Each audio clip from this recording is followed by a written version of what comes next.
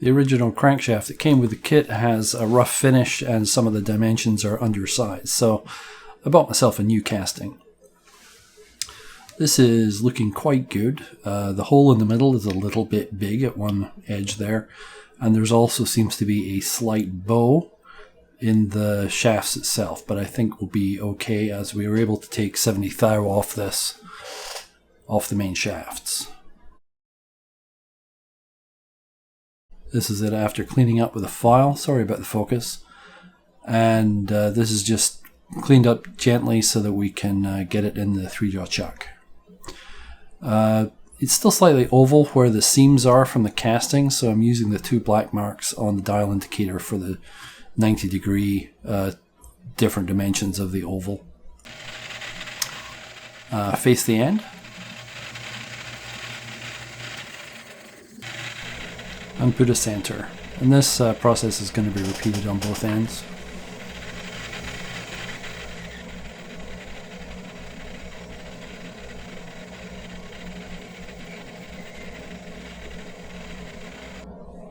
This is the janky setup I have for doing the turning between centers.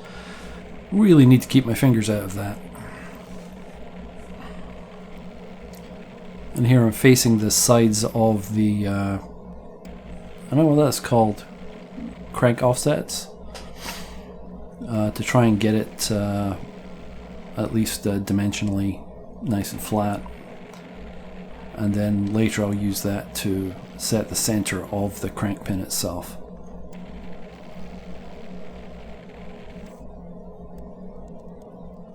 And we are going for about 3/4 of an inch here. Not a critical dimension. Between the original bronze casting and the cast iron casting for the frame, they have changed the number of the dimensions, and I don't have all of the plans for the original bronze. But some of the dimensions are narrower, so I'm kind of adjusting to what fits and to what the parts come out. We're taking a light cut on the main shaft to get it cleaned up, and then we can set our diameter accurately in the DRO and then take it down to final dimension. Actually, I take it down to 1 thou over and then finish up with the wet and dry paper.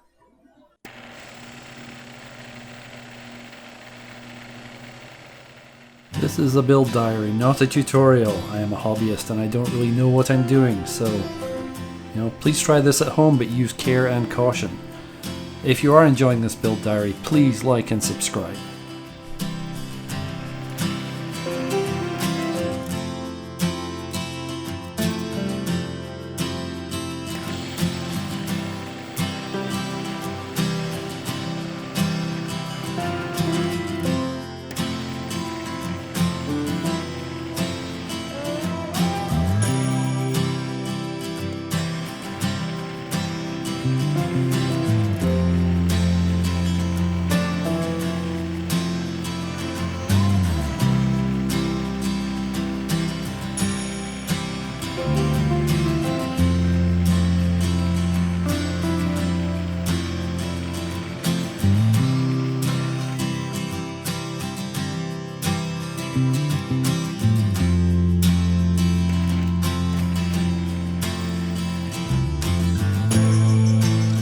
My hands really aren't that close to the thing. There's a 2 or 3 inches gap. I'm making sure I'm angled away and my fingers aren't getting close to the spinning, whirling, finger removing things.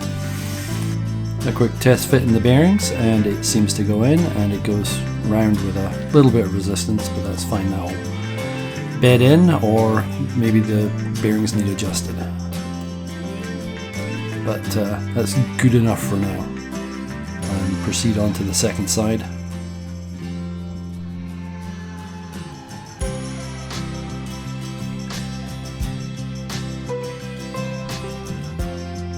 Leaving a 32nd of an inch shoulder here, which works out just perfectly to fit within the bearings and give it a little bit of end play. Not measuring the end play, just there's a little bit, and that's what we need.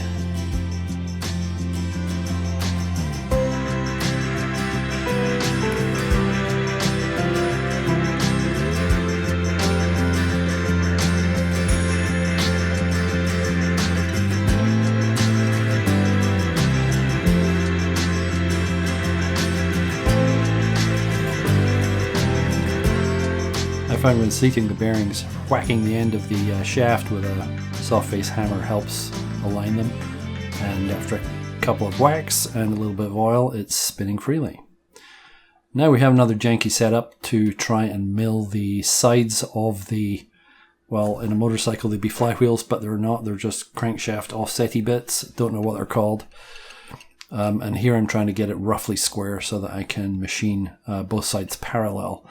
The idea is that if I can get these parallel to each other and centered on the shaft, I can use them to help set up my offset centers for turning the crank pin between centers.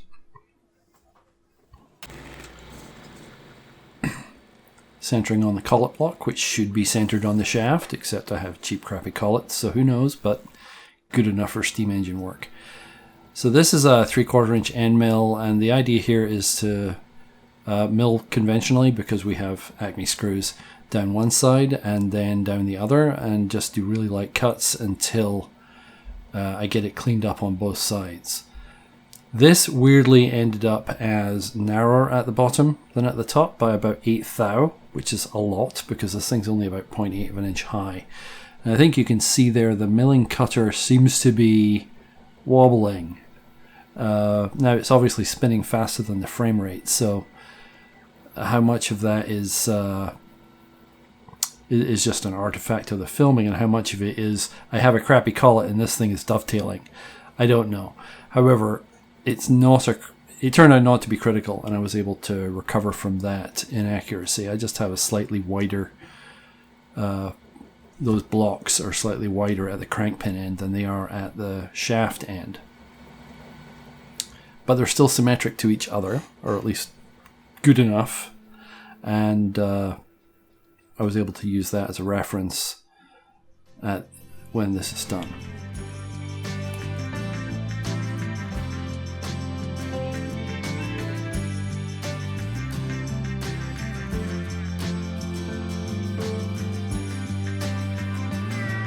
My mill is like a wet noodle when it comes to rigidity, so I'm using the biggest cutter I have and taking very light cuts, and as I say, it still came out badly because I have crappy collets, but this is usable as it turns out, and that's what the most I can hope for, really.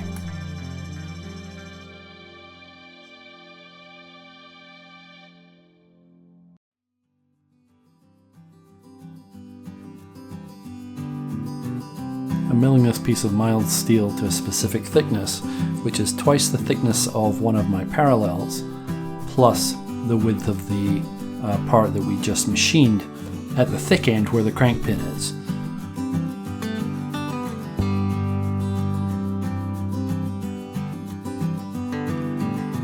Once I have it parallel, I can measure the thickness and set 0 to be at the bottom of the piece. It's a good idea, however, to update the G-code to let it know that the safe Z is no longer at 0, otherwise bad things happen. Like this. Yeah, not so good.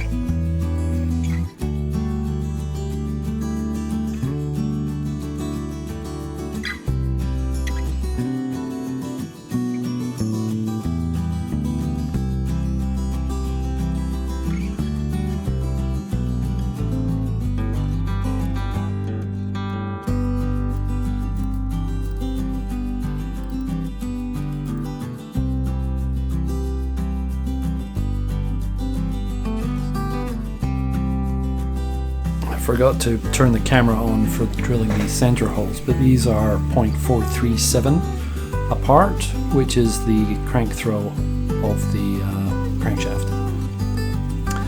And then we drill and ream for the diameter, which is 5/16, 0.312. And there you can see my witness mark of my earlier stupidity. Christmas came and went, eggnog was drunk, and this is a couple of days later drilling the next part with these holes 0.47 inches apart. Remember that was an oopsie.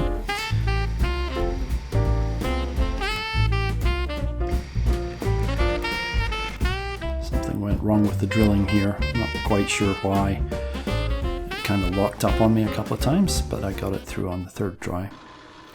And then we stick these in the drill press on end and put in a 5mm threaded hole, because I have threaded taps, and I also have lots of knurled point 5mm grub screws that I got for replacing all the grub screws on the machine.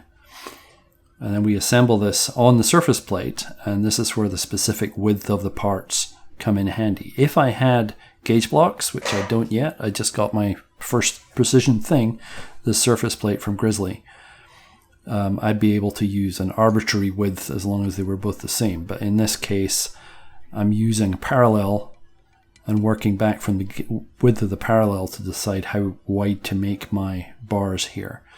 So the idea is that this will accurately make the crank pin in line with those two shafts, because the center of that block, which as we know from earlier is dovetailed, is going to be in the center line of those two pieces of metal. And then I move it around to use the surface plate to make sure that they're all parallel.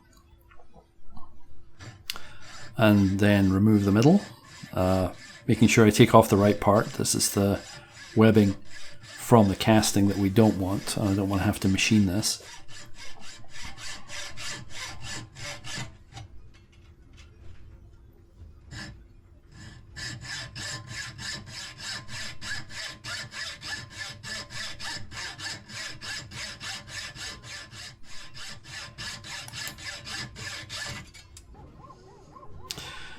And then I use the sides of the crank throw to find my center with a feeler gauge on both sides.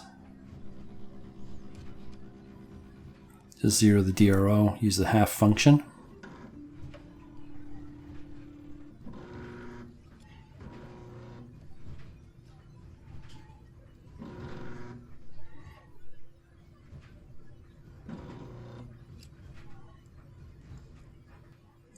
And here I'm setting the DRO approximately using the crank throw and a feeler gauge, and then I go back to refer to my plans to figure out what the double check what the math would be for that value, and that's where I realize it should have been 0.437, not 0.47 on that second part.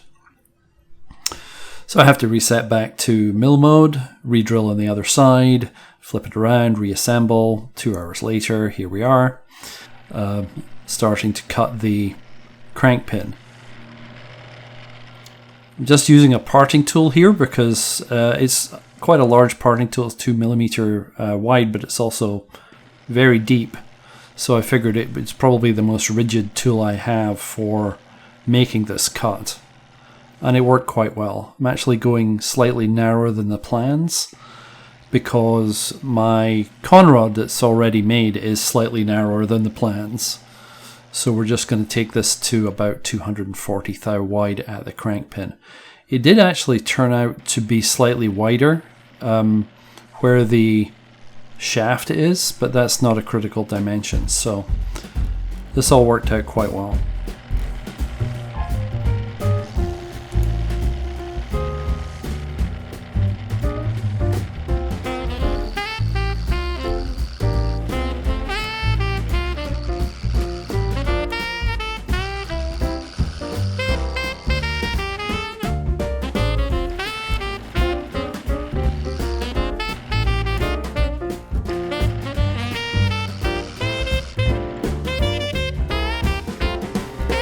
Plunging in at the center and at both sides, so this is approximately 3 tool widths for the whole thing, and then a left to right pass for the final finishing. And we get it down to about 2 thou oversize, and then I move on to the emery paper.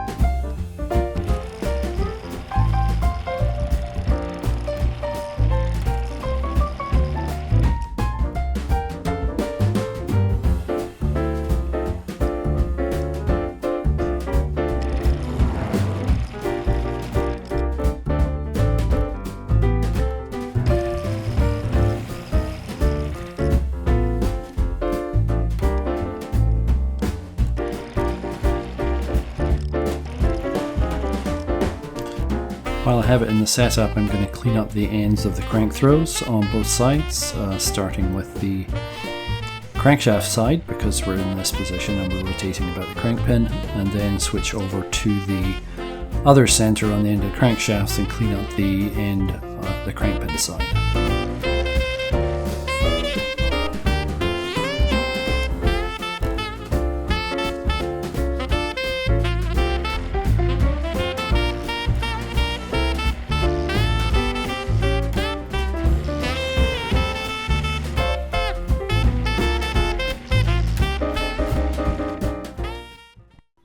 That's the finished crankshaft. Not going to do any more work on it apart from deburring, and it fits and it rotates smoothly in the machine. In the next episode I'll be working on the conrod and the crosshead. I wish you all a happy Hogmanay, a good new year, and lang me your lumry.